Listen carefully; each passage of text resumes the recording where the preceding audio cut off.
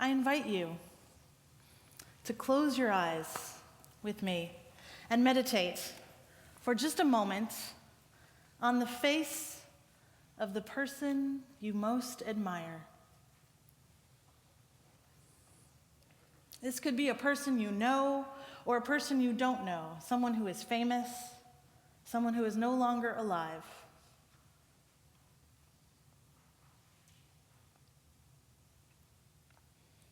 Now, think of the two qualities you most admire them for. There may be many, but try to just narrow it down to the two major qualities you truly admire and love about them.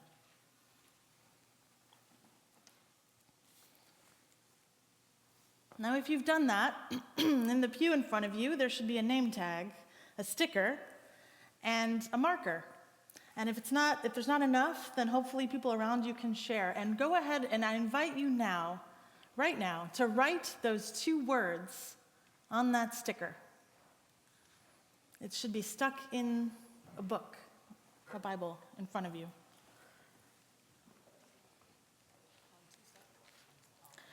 Two words, one sticker. Thank you. Good question. Excellent question. All right. Those two qualities you most admire on that sticker.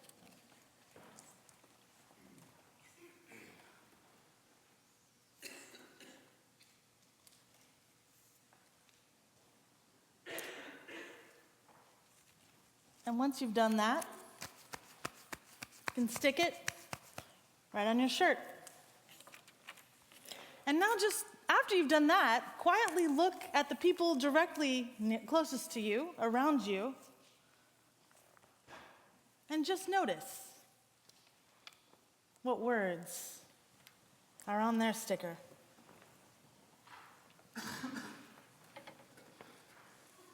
Because that thing, that quality we most admire and respect in others are truly the things we embody ourselves. This was true for Jesus and his disciples. Whatever they loved about him and admired about him, they too embodied. They were the light of this world, and their light was also a reflection of the love and humility Jesus showed to them. They admired his ability to heal, and they were also healers.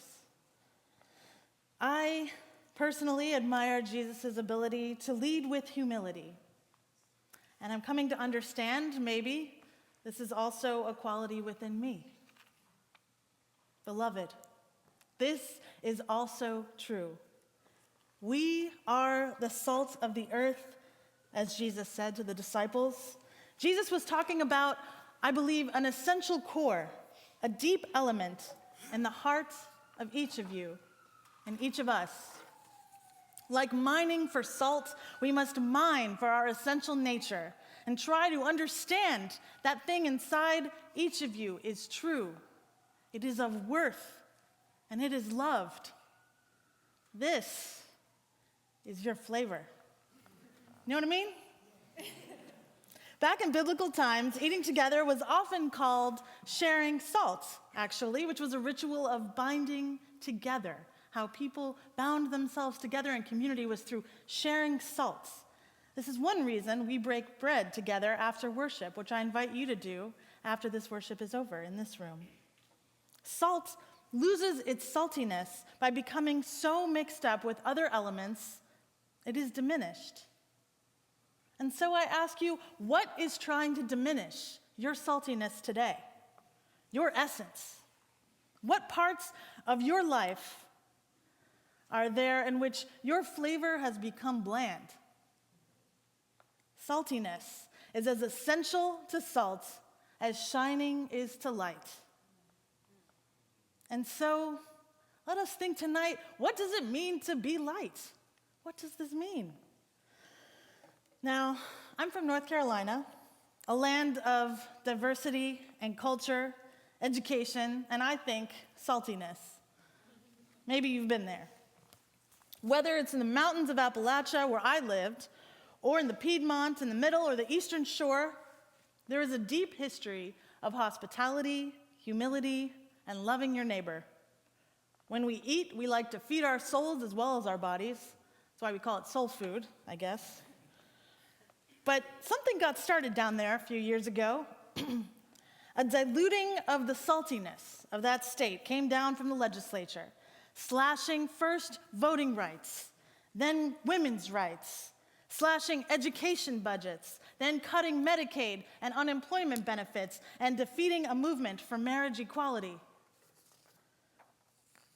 In my home state of North Carolina, but instead of becoming discouraged and diluted and bland, the people there, well, they are reclaiming their saltiness right now, and they are creating a movement. I went down to Raleigh last weekend with some of our middle folks here, Pilar and Natalie, Lobi and Lacey, and we saw with our own eyes the fierce passion of the people down there. 80,000 strong, we gathered. With all of our handmade signs shedding the lights on those injustices, signs that read, "We are standing on the side of love. We dream of a better North Carolina." Signs that held the vision and shone a light on injustice and inequality in that land. Together we chanted, we sang, we marched, we lifted our voices and our fists, and on that day, our light was a revealing kind of light. The kind that shows the world, the whole world, the injustices that occurred in that city on a hill. We were fierce. Now, the weather forecast for that day was real grim, friends. The report said that it would rain and then it would snow. It was not looking good. But miraculously, the sky did not release rain nor snow that day. Though the clouds were overcast, our lights shone ever brighter in response. Like the legislature, the gathering clouds felt oppressive and threatened to trample our fierceness. When Reverend Dr. William Barber spoke, well, his voice just cut through those clouds. He called upon us to take the high road of justice and fierce outrage, and not the low road of submission to inequality and oppression. But after his sermon, which was lifting up the fierceness of our agenda and our fighting spirit, he accessed something else that day. He invited us, after his sermon, to all hold hands with our neighbors and to sing together that old song, you know it probably, "We shall overcome." Just like that. And on the second verse, we experienced an eruption of grace. I'm telling you, the clouds parted, and suddenly, she remembers, witness. Against the odds, against all the odds and all the forecasts, the sun shone down on us, and it was warm, friends, and it was a cold day. I mean, that sun made everything just 10 degrees warmer. Seriously, the light we brought out into the world was met by the light of the world itself. And then, we danced. We danced together. We really did. Because we were overcome that day. We did overcome, and we were overcome. We were overcome by joy. Now, back to salt for a moment. Any chemist will tell you there is more than one kind of salt. According to the writers of Matthew, when salt has lost its flavor, it is no longer good for anything, but is thrown out and trampled underfoot. Well, I don't know how it's been for you lately, but this has been one challenging winter for me here in New York. It takes a lot of spiritual discipline, I find, not to get sucked into this polar vortex and let it take you down. Can I get an amen? Now, I don't know how you got here tonight, but I think that today that salt that's getting thrown out and trampled underfoot is saving our lives. Salt is cutting right through that snow. It's making the pathways straight. And isn't that what John the Baptist called upon the people to do, to make the pathways straight for the coming of Jesus? That salt that's cutting through that thing that blocks our path, that snow, it's getting everywhere, right? It's saving our lives right now, and we're taking maybe just a little bit of it with us as we go. It's on our shoes, spraying onto our legs maybe. This is the kind of salt that sticks to you, that you don't soon forget. But let me tell you now about another type of salt. I had a friend who lost her husband to cancer at a young age. She was a pretty shy person, and his gregarious, outgoing nature made up for both of them. He loved her so deeply, so hard. And after his cancer diagnosis, she became his caretaker. In her home, the home they had together, she watched him slip away just in his early 30s. About a year after that, I visited her house when she timidly introduced herself to me and let me into her life just a little bit at a time. There was something unmistakable that I noticed about her home, and you would have noticed it too. On every single surface in her house, there was, have you ever seen this beautiful salt lamp, this Himalayan pink salt lamp? Maybe you've seen it before. It's rock salt, and it glows from within. Well, I don't know if you've ever seen these, but they were everywhere in her house, and they're beautiful. There was something, when her husband died, she put these lamps everywhere. They're bright pink, they glow and attract the eye. Actually, they look like they're from Krypton, truly. She believed they cast negative ions into her home, that they would cleanse her home from cancer-causing agents that maybe were there, had remained there.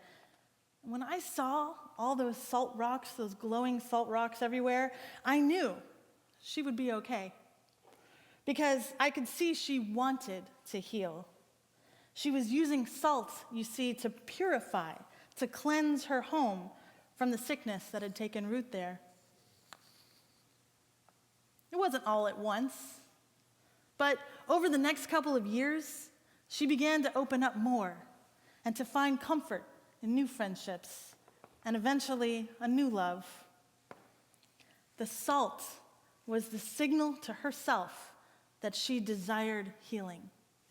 Let me say that again. The salt was her signal to herself that she desired healing. Now let's think about salt in one more way. I don't know, have you ever had to go on a low sodium diet? Well, I won't make you raise your hand, but maybe you've had to go on a low sodium diet. I have. Only for a little while, but still, it was strange and frustrating. It was frustrating that instead of tasting more of my food, the absence of salt became a flavor unto itself. I could taste the lack of salt. And the void filled my senses, and I became fixated on it. It's not good. You get used to it eventually. But I remember initially that there was a gap in flavor, that without salt, everything was diminished. Salt reminds us of its saltiness even in its absence, when it's not there. Well, maybe like the salt on the ground outside, the quality of your saltiness cuts through challenges with fierceness. With a wisdom so true, it clears your path and saves your life. But perhaps, like the lamps, those glowing lamps in my friend's home, your saltiness works more slowly, offering a cleansing glow to the world, a beautiful pink hue of salt and light. Perhaps you are a material witness to healing. Or maybe your saltiness is strong and persistent, and your very presence fills a void in the community when you are not there. Others experience that lack of flavor when you are gone. So as this winter carries on, I've been thinking a lot about salt, yes, and also light. Maybe you've noticed it too. But the light is growing, friends. It is growing all around us, making these days just a little bit longer. It's like the light at the end of the tunnel saying, you will make it through this. And you will. We will. When the train is crowded and the floor is soaked and the faces are downcast, when illness hits your home or your family, when your finances weigh you down, you can remember rooms like this, where people just came together just for the chance to celebrate, to worship God and Spirit, and just to access joy, just to try and access it. Your authentic essence makes you who you are, and it is not something you have to search for. It's something that you already have within you, and the core of it is love. When the winter is difficult and heavy upon us, we can let our essential spirits, our faith, whatever that is, your creativity, that spark, shine out from within us and cut through the winter. You have your essential, authentic self, and so now use that light to shine out into the world. Okay, so I have to admit, I haven't watched too much of the Olympics, but there is one young man's career who I've been following. Maybe you've seen him too. He's a 19-year-old skater, figure skater, named Jason Brown. Has anyone heard of this guy? Yeah, a few people. And he's had to struggle, Jason, because he can't do the quadruple jump, which is something every one of his competitors can do. But he has something not everyone else has. He has a fearless, unapologetic, ridiculous joy for the sport of figure skating. I encourage you tonight to Google Jason Brown's U.S. Championship skate. Just go home and Google that. I cannot watch this clip without crying, like sobbing, each time. He does not do the quad jump in that clip. And he doesn't do many of the other jumps and flips that the other figure skaters can do. But he is so glorious on the ice. He's having so much fun that everybody just loses their cool. The announcers are beside themselves. They're flubbing their lines. They can't believe it. The standing ovation is so ecstatic and long. People jump up long before his show is even done. The announcers are overcome by the joy that emanates from him. His joy, it is fierce, it is unchecked, it is unfettered. It infuses his skate with artistry and creativity. And maybe in this highest competition in our country, there is more than pure athleticism that makes a champion, because even without those athletic jumps, Jason Brown won the U.S. Championship. Yeah. He won. Just from knowing his essence, from knowing it and letting it out in the world. This, friends, is what we must do. Though we have the power to improve ourselves, of course, we do not need to become anyone different than who we are. Jesus saw that in his disciples. He saw their light in each of them, and he spoke that light into existence, proclaiming, "You are the light of this world." Well, you are the light of this world. A revealing light that shines onto the injustices of this city on a hill. So what will you do with your light? Know yourself. Know what it is that gives you flavor. And use that salt to flavor your whole world. Just let yourself out. Don't hold back. So, who do I most admire? I chose Bell Hooks. Maybe you've heard of her.